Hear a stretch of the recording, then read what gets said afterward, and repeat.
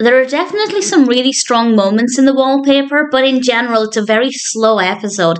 This is the third episode of the fifth season of Everybody Loves Raymond. This is directed by Halvorson, and as always, there will be spoilers from now as I go through the episode and share some thoughts.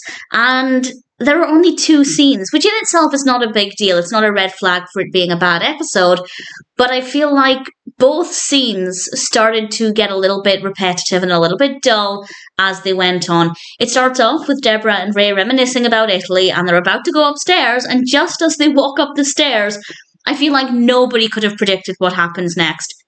A car comes through their house, and Frank gets out of the passenger side, and then Marie gets out of the driver's side, and it turns out that there was a problem with the brakes, and they just backed into the house. And Robert then approaches, and initially he looks shocked, as one would expect, and then he starts to laugh, because obviously Raymond has everything, but now he doesn't have a front of his house. And the kids come in and ask what happened, and Ray just replies, "Grandma and Grandpa stopped by," which I rather liked. And then a stray dog, some random dog from the neighbourhood, just walks into their house because there's obviously a gaping hole now. And it was a funny episode for the most part. Marie said, "You shouldn't let them take the dog into the kitchen. He'll make a mess in there." Meanwhile, she's standing in the middle of the rubble of what used to be the wall.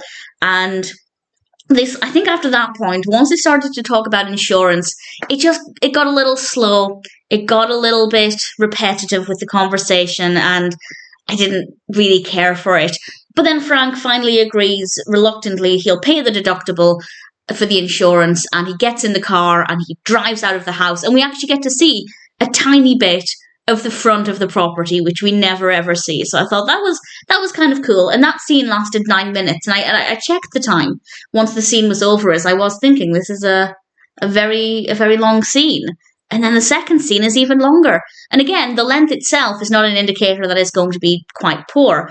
But I did feel that again, it got very slow. We then cut immediately to the house is fixed. There's a front wall again. But Ray starts to panic. And it does seem like a genuine anxiety response, because the wallpaper is not the same. The stripes on the wallpaper on the new front of the house wall, well, on the inside, but the front wall is not identical to the wallpaper on the rest of the walls in the living room.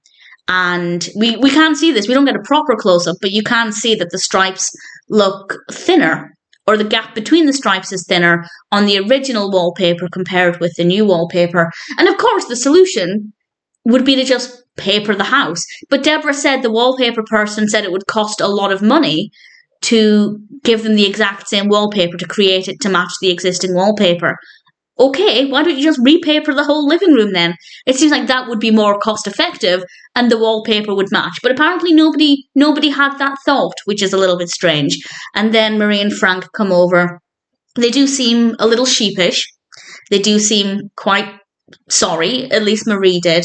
And Ray, eventually, after quite a long time, Ray does reveal that he feels like they're intrusive. And this was just the straw that broke the camel's back. And they became so intrusive, they drove into the house. This is after he referred to Frank and Marie, or Marie and Frank, as you and your husband, which is not a pleasant way to talk to one's parents. So Ray is clearly very bothered by this. And I like the fact that eventually he tells them the truth. And then it just went on a bit longer again. And then the family, Robert's over at this point, and they just outstay their welcome again. And Ray is fine with it. And I just feel like it just fizzled out and it was a really flat ending. So I don't think the pacing was great. It did weaken the funny moments, but it didn't weaken the funny moments themselves. But the laughter died down quite quickly because the quality dropped. So it's not a great episode in that regard, but the funny moments are very, very funny. So I can't complain too much, but I definitely don't think it's a perfect episode. Nevertheless, The Wallpaper is still an enjoyable episode of Everybody Loves Raymond because the good moments are very, very good. And ultimately, yes, while I think there's room for improvement, I still think it's a pretty decent episode. And at the end of it, I would still say that I really enjoyed it. The Wallpaper may not be perfect, but it's definitely not terrible. Ultimately, I guess it's a good episode of Everybody Loves Raymond.